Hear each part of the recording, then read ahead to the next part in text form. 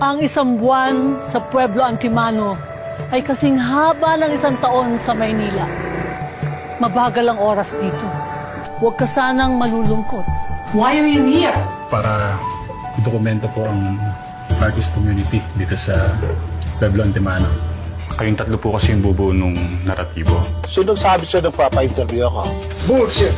Hindi kita bibigyan ng sagot. Kaluluwa ko lahat ito. Get the shit!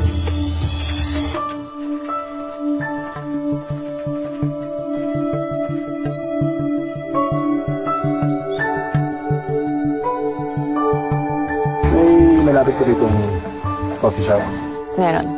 Tara. Samahan na kita. Pwede ba kita libre ng kape?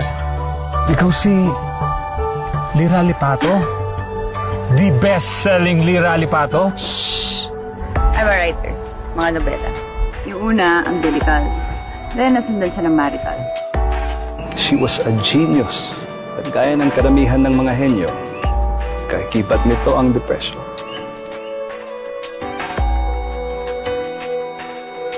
Ngayon na nandito ka na sa Sagada, ano mga expectations mo? Kahit saan ako dalhin ng hangin, magpapaubaya ako.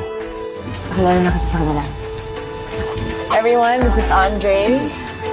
Nagkabidahan, mga kaibigan, sa isang tipanan na bago ang tahanan. Makahagik-gik, parang may saltik. Parang paghuhusga, lalo't nagkakaedad na. Bata pa ako niya nung tinunong ko yung tatay ko din. Itong mga nakaraang araw, I was this close to stopping this stupid, crazy plan of mine. At ikaw sana yung rason kung bakit di ko yung gagawin.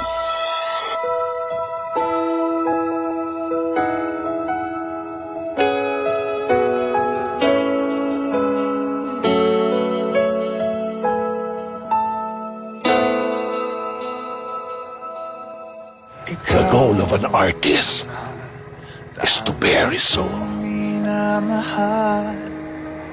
Patingin mo.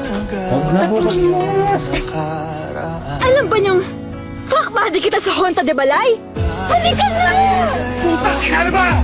Do you have any idea how much I gave up for you? Si Lira po ba nandito? She was here a while ago.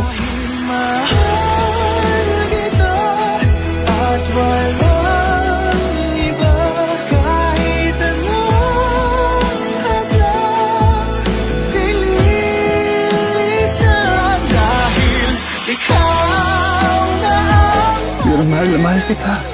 So let me go, my love.